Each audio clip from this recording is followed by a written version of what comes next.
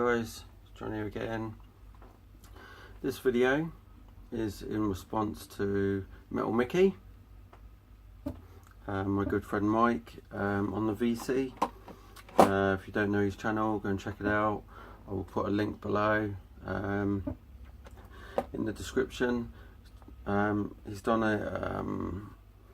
a video about Now and Then between 1986 and 2000.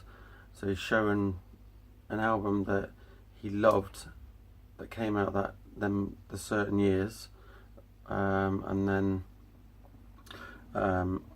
he shows the album. So now, if he's looking back at 87 or 86, he'll show the album that he does still love or loves from that period, or his favourite album from that period. And some of the ones he did, I know he did Cinderella as his favourite album in 86, which was Night Songs, and it's still his favourite today, so that's pretty cool. Maybe it's just a nostalgia thing. But yeah, I feel pretty, we're not the same band, but I feel pretty much the same about the first band I got into, which was in 86, and it was Europe. When the Final Countdown was in the charts, I was only 10 years old, so yeah, it had a big influence on me. So what I'm going to do is, I'm not going to show just 2 albums or 1 album. I'm going to show the ones, because I really did struggle with this. I thought it was going to be easy, and it was actually harder than it looked. So I'm going to show a few albums from each year, and I'll tell you which ones that I was listening to a lot, and the ones that I listen to now that I probably wish I listened to back then. But obviously our tastes change, and bands we were into that back then, or we might not be into now, or vice versa. So right, so 86 was my year that I started, so I'm going to do the same as Mike up until 2000. Hopefully I don't make any mistakes. And thanks Mike for commenting on my giving me a shout out about my competition. So yeah, people out there that want to enter my 400 subs contest need to get a move on.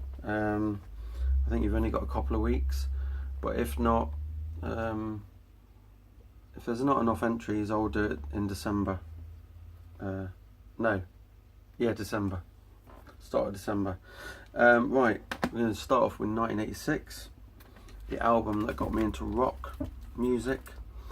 And yes, I've pulled these out because I still do love them, but I'm going to have to try and choose 1 or 2 as my favourite from that year, and I did really struggle. So here we go.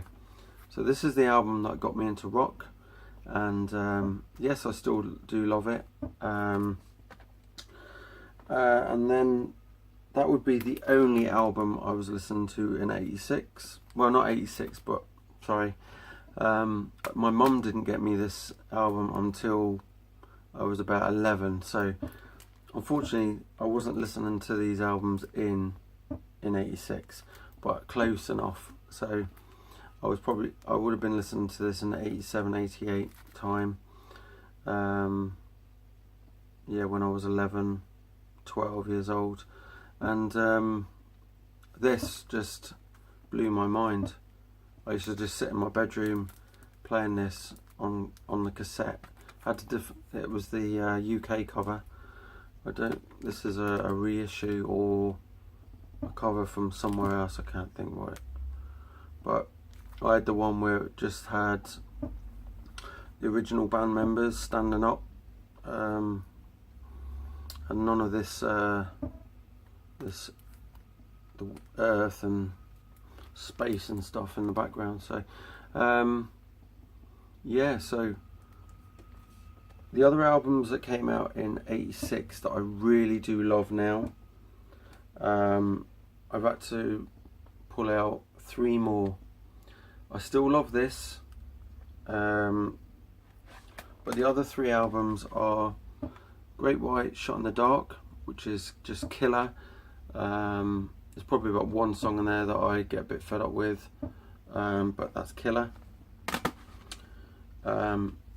Queensryche, Rage for Order, which is amazing album. I love this thing all the way through. This is the reissue with the extra tracks, but this is, oh god, this is just, I just love this to bits. So yeah, and the other one I love to bits, and I didn't start listening, actually I didn't start listening to that till about 94, 95 time.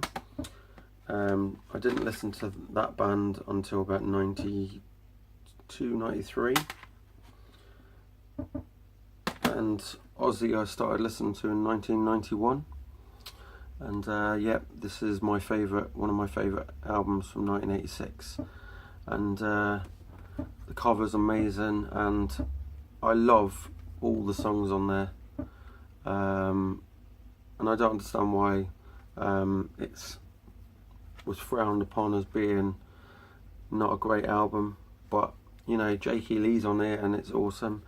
And yeah, I've grown to appreciate Jakey Lee's playing a lot. It's amazing. And obviously my favourite guitarist is Randy Rhoads, then Zakk Wylde, and Jakey Lee's definitely in my top 10. So but yeah, awesome. So that was 86. So yeah, I was 10 years, 86 stuff, I was 10 years old. 87 I was 11.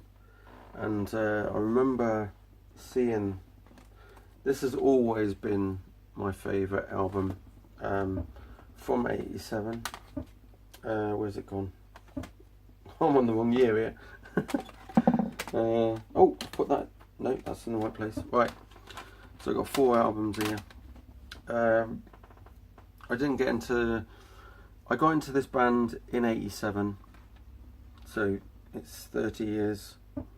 I remember seeing Animal and Pour Some Sugar on Me on Top of the Pops. Loved it. Didn't have money to go out and buy these things, so that's the reason why I had to wait a bit later till I could scrape enough pennies together to buy the cassettes or find the stuff second hand. But yeah, Def Leppard Hysteria. This had a huge impact on me, and yeah, just an amazing album. This has been the soundtrack of my life. And up there is my Hysteria silver disc in the frame that I had for my 30th birthday. And yeah, this is an amazing album to me. A lot of people are fed up with it, but you know, I don't get fed up with this. It's just amazing. And then I would still say that was my one of my favourites. And then an album that is still one of my favourites and up there with this band because it's got my favourite singer, and that's Whitesnake's 87. These 2 albums were a huge part of my life growing up, and just all the way through till now really. And yeah, I've owned many copies of these, so on cassette, CD, vinyl. So yeah, and this is the CD one without Here I Go Again on it. Oh no, it's there, sorry. I've got a picture disc without it on, or 2 picture discs without that song on, which is quite weird. I think it was Here I Go Again. Yeah, that's missing. But yeah, they're my 2 favourites still from that time, and 2 others that are my favourite, or as going through the 90s. I love the Guns N' Roses Appetite for Destruction. If ever anybody mentions bands, albums in 1987, this one always comes to mind with the other two. And the other one that comes to mind is Once Bitten by Great White. If you're not into, if you want to explore stuff from that time, these are amazing, and so are those two. So yeah, great stuff. I'm just so pleased that I was born in that era to hear all these amazing bands. I wish I'd been born slightly earlier. I was born in 76, so, but I was just watching Life on Mars, and I actually don't really want to be born any earlier, or even the 70s. I don't know, there's just something about, yeah, that Life on Mars TV program really woke my eyes up to how hard life was back then. It was simple, but it wasn't as simple as it is. I know there's a lot of things. Life is easier now, even though there's so much in it to deal with. Right, so that's 87. So I'm now going to 88, and I would have been 12 years old. And got the right year. So in this year, I put something in the wrong place. That's the wrong bit. 88. So in this year, I wasn't listening to any of these albums. I was listening to I was listening to old Def Leppard. Not old Def Leppard. Sorry, I was still listening to the same stuff. I was trying to listen to different artists that weren't rock or metal. What was I listening to in 88? I was listening to the Eagles, Queen. I was listening to Christopher, Chris Rea, REO Speedwagon, Bryan Adams. Actually, yeah, I forgot to pull out my Bryan Adams album. Was the first cassette I had bought, or the first album. That was his first record, which I've mentioned before. That was that's where I was then. And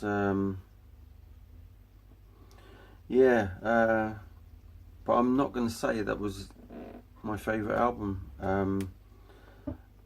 There wasn't actually an album that I really loved. Actually, what am I on? I'm on drugs here. Hang on a sec. I've missed something. I have to get it out of here.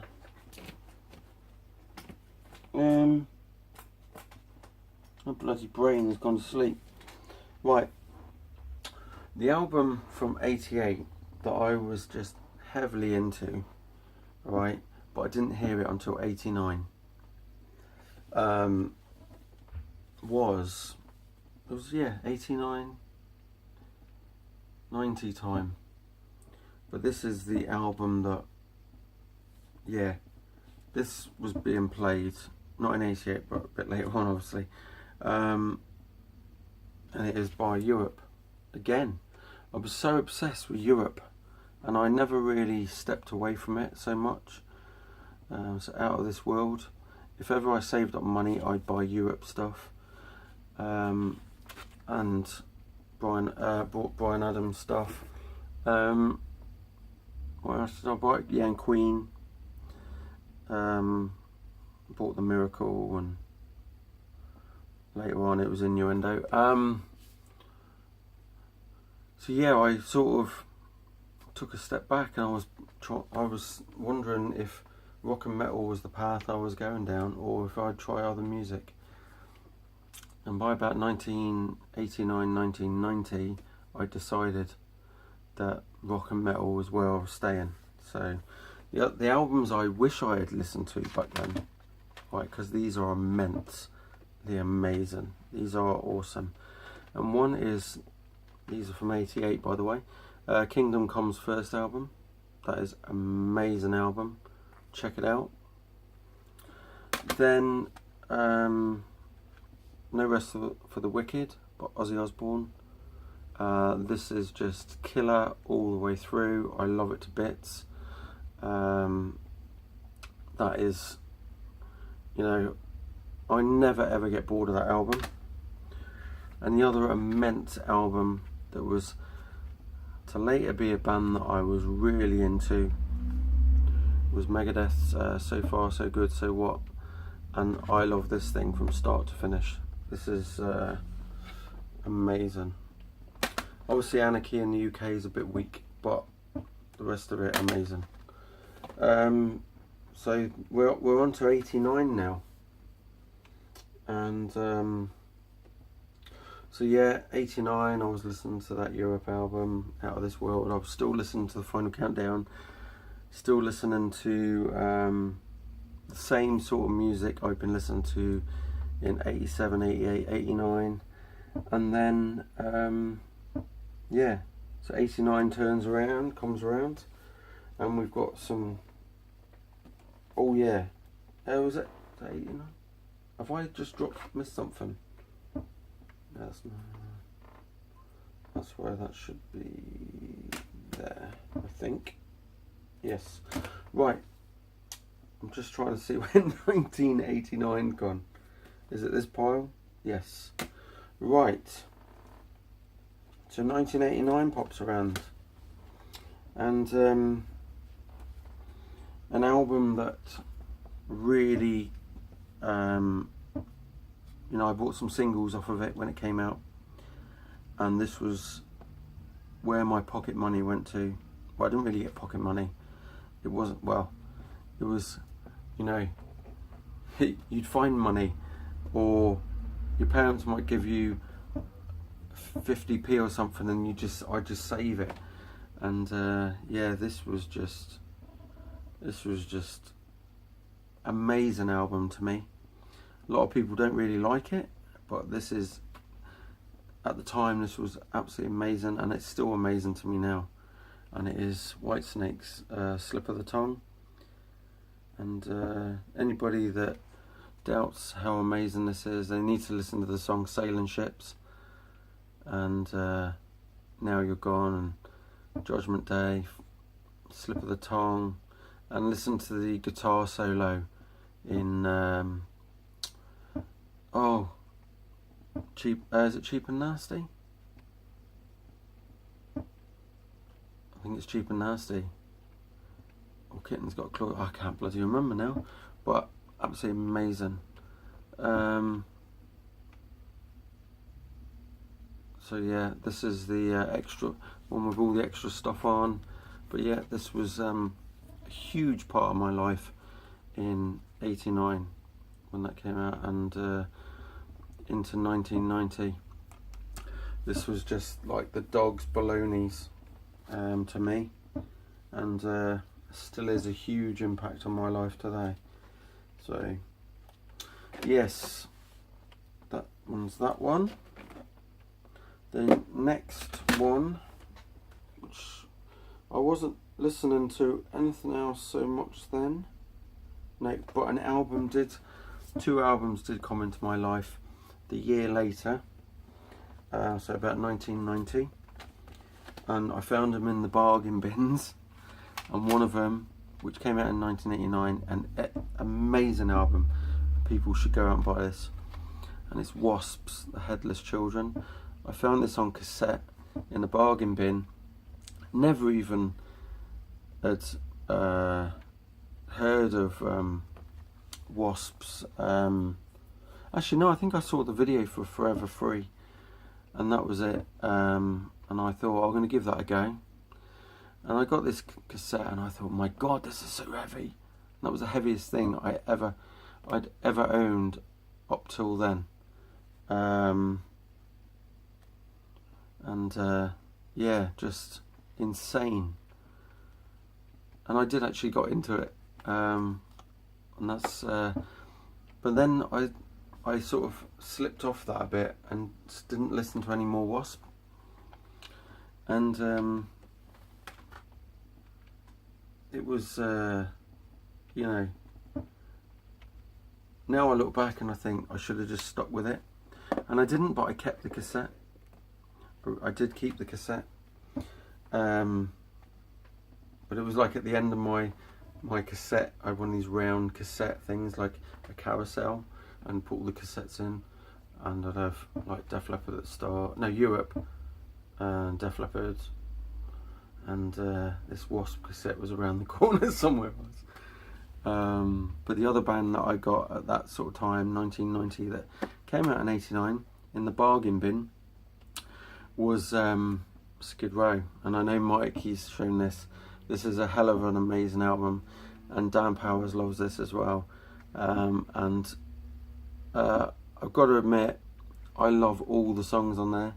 This is like a perfect album to me. And I had this on vinyl. It was the first vinyl LP I ever owned, was this one. And people will be looking at this going, that's not a vinyl LP, John. No, this is the CD bit. But yeah, the first one I ever owned on vinyl was LP, was this album, and it was just amazing. And yeah, still up there as my favourite albums of '89. Another one that came out then, which I didn't know about, awesome album, Kingdom Come's second album, In Your Face. That is amazing, check that out. And then another album, Twice Shy by Great White, amazing album, came out in '89. Love that even today.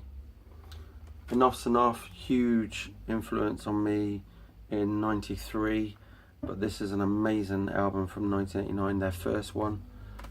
Go and check it out. It's very much a bit like Poison, but better, much better. And one of my favourite albums that I never owned in '89, but I got into them only in the past 6 years, something like that, 7 years, yeah, something like that, is XYZ's first album. This is immensely amazing. This is just awesome all the way through, and I highly recommend this. I would give this a 15 out of 20 if I could, but this is, you know, amazing album. But my favourite albums of that time is still going to be Skid Row. I still love the Wasp one, I still love all of those, but the ones that really are desert island albums from 1989 to me, right, are Signals Loud and Clear with Mark III on vocals, and Operation Mindcrime with Jeff Tate. These two, just, they are the soundtrack to my life even today. These are the Dogs Balonies. And I know Dan Powers will agree with Queensryche and the Skid Row.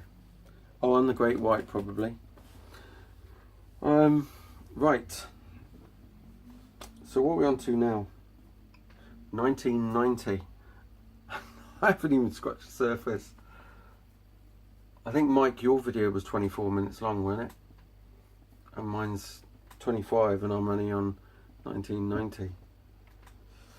That's my fault for choosing so many.